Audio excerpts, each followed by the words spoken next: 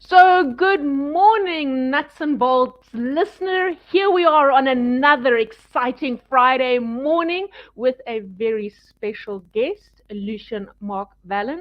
But just for you all to be reminded, this is a live stream which is going live on Facebook, LinkedIn, and YouTube. And you are always welcome to replay it, share it, like it, and comment on it. But today we have a very special guest and also a dear friend of mine again, Lucien Mark Valen, who is a digital marketing expert and has been in the industry for over 20 years and is an absolute guru when it comes to digital marketing and strategy planning, and has even personally helped me. So I can speak from personal experience that his knowledge is just mind blowing. So I don't want to distract today with all too many intros, but I want Lucien to get right into it. So I'm going to hand over to Lucien, and he's going to just take us through three critical points he thinks leaders and business owners need to be aware of when it comes to the digital marketing world. Because I think for most of us who are not experts at it, it's just a world we are totally overwhelmed with, challenged with, and we always hope somebody else will do it for us. But Lush, it's all over to you. Kirsten, thank you so much for that overly generous introduction. And I'm very honored to be with you this morning, and a warm welcome to everybody watching or listening. Yeah, I think there's been a massive evolution in the practice of marketing over the last 4 years specifically. When I started marketing, it was still fax machines and so on and so forth, and even we didn't even have mobile phones yet. But what we did have was massive budgets that we could sledge home messaging and browbeat consumers into buying our products, and that has very much changed. Budgets are tighter, return on investment is ever more critical, and also the mediums through which we communicate have become incredibly more diverse and, more importantly, instantaneous.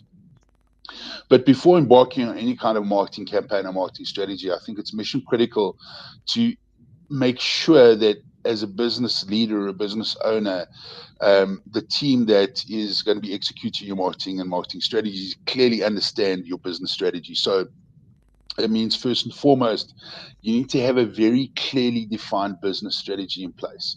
That means clearly define your annual targets. Are you focusing more on turnover? Are you focusing on market share? Are you focusing on margin? Because there's various strategies that will apply to each of those categories, and obviously there'll always be a combination of three or four different elements. But clearly understand what your business goals are, clearly understand what your positioning is. So who are you and what do you do? And that needs to be incredibly clearly defined, um, to the point that if you have, whether you have 1 or 50 people in your business, each one of those people, from the T girl to the CEO, needs to clearly understand the positioning of the business, what you stand for, your value proposition. Unless that position is clearly defined, your messaging and your communication will always be ambiguous. So massively important to have a clearly defined business strategy before you embark on your marketing strategy. When it comes to your marketing strategy, again, traditionally in the old days, you'd have your 4 P's of marketing: product, price, place, and promotion. And to me, those, obviously the promotion is the marketing part of it, but those first three elements are almost hygiene factors. You need to very, very clearly understand your product and what the value proposition of your product is. You need to very clearly understand what your pricing strategy is. So you don't just set a price simply based on what you feel your product margin should be like. You need to do a deep competitor analysis. What are your competitors doing? What can the marketplace bear? Are you going for a premium positioning? Are you going for a value-based positioning? All of these things impact your pricing. So that all makes sense. But there's sort of the newer three elements of those 4 P's. We've moved to the 7 P's. These are people, packaging, and place. So where do you market your product? This applies to the physical offline space and also applies to the physical online space. The people element is also mission critical because that addresses all your stakeholders, not only your external customers, but your suppliers, the people within your business. What are your interactions and relationships with those people are? And finally, and almost most importantly, is packaging. And packaging is not just the box your product comes in, um, but it applies to every single consumer touch point that a potential customer, client, or consumer has with your business. That is your signage, your service infrastructure, your call centers, um, down to even the kind of coffee you serve when you're having a meeting. All of these speak to your brand and your brand presence and your brand presentation. So it's very important to have all those in place. The second important thing to understand and have clarity on is how much the marketing landscape has changed specifically over the last 3 years. Now, there was a survey done in late 2017, so only 5.5 odd years ago, that suggested that digital migration would gain momentum within the South African or sub-Saharan African context within a 5 to 10 year window. Um, a short year later, 18 months later, the pandemic happened. And what we saw during the pandemic was a massive digital migration. So people who may never have even considered Mm. ever having a website or shopping online or even having a Facebook social media account or speaking on Zoom, um, we're forced into that situation, one, just to maintain human contact. Um, two, to get essential goods because we couldn't really go to the shops. Um, and three, to market their businesses in order to survive in the businesses. So, a process that may have ordinarily taken 5 to 10 years was fast forwarded to over a period of 18 months. We had mass digital migration. People moved online in their droves, and we all had to adapt.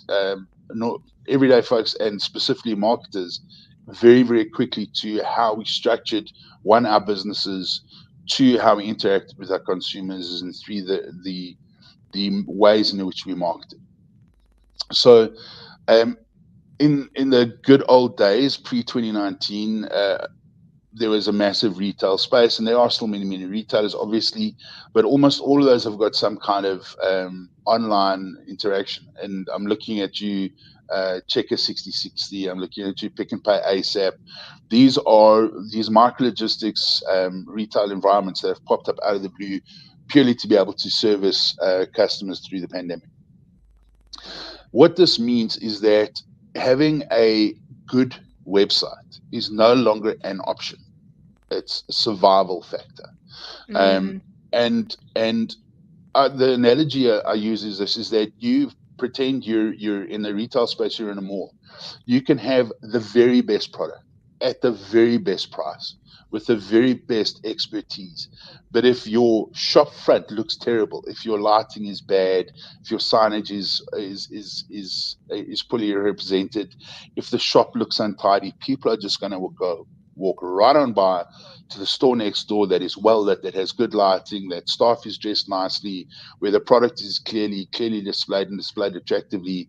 And they might be more expensive. They might have not as big an assortment as you. They might have less knowledgeable sales staff, but they are going to get the business purely because they are engaging the consumer. And this is a direct analogy to websites. So your website, first of all, has to be incredibly well executed first. Yes, So, and as you're saying that, yeah, what's coming up for me is that consumers do buy with their senses. still They really, really look at the senses and go, oh, this is attractive, it's nice. And then it's that. So, it doesn't matter if it's a website or, like you say, a physical store. I want to see it. It needs to really trigger emotions for me. And then I'll walk in there. And I think we absolutely. forget that.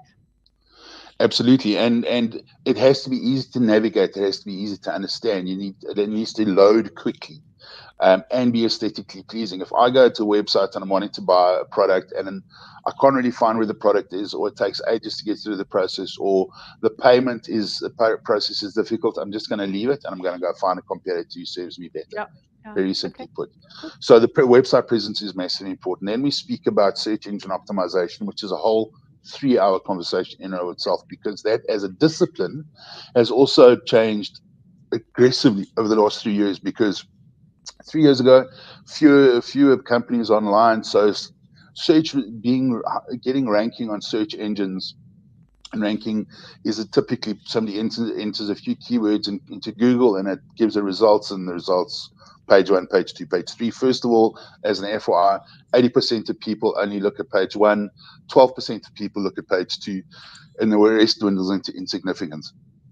So your SEO needs to be good, and you need to ensure that your website is designed in a way that Google likes it. And when we speak about your website being operationally effective through Google, there's this thing called bounce.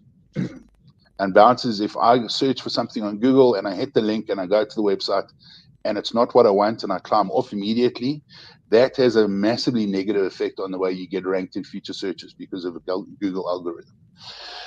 The next thing to understand is that consumer behavior has changed massively with the advent of Google, and this actually goes back quite some time. So, in the good old days, we used to do massive TV and radio and outdoor billboard campaigns Mm. and drive brand awareness into our consumers. The consumer would then, so we capture the consumer and we give them awareness and we give them intent. And the intent leads them into the retail environment to the point of purchase, which is the shelf. And uh, ancient back in the old days stats, 70 to 80% of the purchase price, a purchase decision, no matter what you've done to get the consumer, your brand has done to get the consumer in store, at the point of purchase on the shelf, they may instantaneously change their purchase decision to a competitor because they have a better position on the shelf or their product packaging looks better, with the case may be. That was called the first moment of truth, was the act of purchasing. The second moment of truth was the consumer experience of their product. Did they like the way the product tasted, the way it felt, the way it operated? If they had an issue with the product, what was the after sales service like? What was the call center like when they called in? And that would drive recommendations. So they'd then go to Brian, speak to mates and say, listen, I bought this new pair of running shoes. It was absolutely amazing. They're super comfortable, but they had a bit of a glitch. So I sent them back there, replaced with a new pair of shoes. Now, question, you must go buy this brand. Second moment of truth. What happened, and this kind of developed as far back as 2011, is that Google recognized that consumer behavior had changed. Because we now as consumers have an infinitely larger access to information via comparison websites, via social media platforms, etc. They came up with a concept called the zero moment of truth.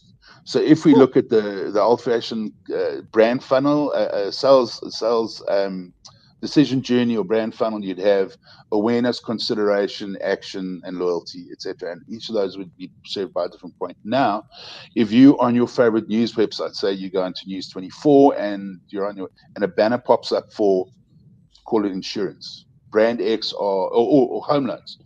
Brand X are selling home loans. They say, boom, there's a logo saying, we are brand X, we do home loans. I'm going to use SA Home Loan as an example. That's your awareness. You instantly become aware. Then that banner revolves and it says, do you know you might automatically qualify for a 500,000 Rand home loan? You're like, oh, that sounds great. Then they show another image of a wife giving a husband a big warm hug because all of a sudden he's managed to secure his home loan. And that drives consideration. I'm thinking, shucks, I might actually qualify for that. Then there's action. You click on that link. That link then takes you through to the SA Home Loans website, and they send you a process. And you find that the form that you need to fill in is incredibly good. You type it in, immediately get an email saying either no, you've been declined, or yes, you've been pre-approved. We're going to send you the paperwork, do the paperwork. Somebody phones you, did you receive the paperwork? You get your home loan, and you're golden. That process can now happen instantaneously. Instantaneously. And where the second moment of truth used to happen all the way a long time after that event, if at that point of engagement, if you go onto the SA Home Loans website, for instance, and the form to fill out was incredibly laborious, or the guys really stuffed you around in improving, what are you going to do immediately? You're going to go into Twitter because you're a keyboard warrior and say, try the SA Home Loans website. Don't even bother. It's shocking. That then Your Well, hello, first, your Peter. correct. But here's the thing, and bear Helen and Pete in mind, your zero moment of truth and your experience becomes somebody else's zero moment of truth because part of that research is recommendation. Now, in the good old days, if we wanted to read a bad review about something, we'd have to physically go to Hello Peter and say, you want to engage in a certain product, you want to buy a Nissan Bucky, you'd go and Hello Peter, said Nissan Bucky, and read all the reviews, positive and negative. Now, everybody self-publishes. Facebook, Twitter, Instagram, Yeah. LinkedIn, etc. We have immediate reviews. So um, that whole process is cut short, which is why now, and it's no longer digital marketing, it's now just marketing. So it's marketing, and you have offline marketing, which is your TV, radio, outdoor. But any good marketing strategy worth its salt will integrate those offline elements into online elements. So, for instance, if you're doing a radio-driven promotion, you'll ensure you'll do something like come down to Fourways Mall. We're having a display in the center court. Come experience our products.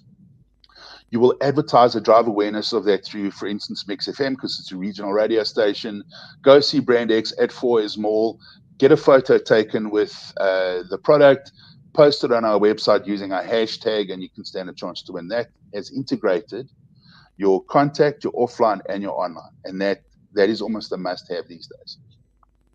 Another thing to bear in mind is that when you're a business and you've done your website's great, you've got a good SEO program online, you've invested wisely in Google AdWords, you're doing paid search, you're doing good organic social media, you're doing good promoter posts, so you're driving traffic.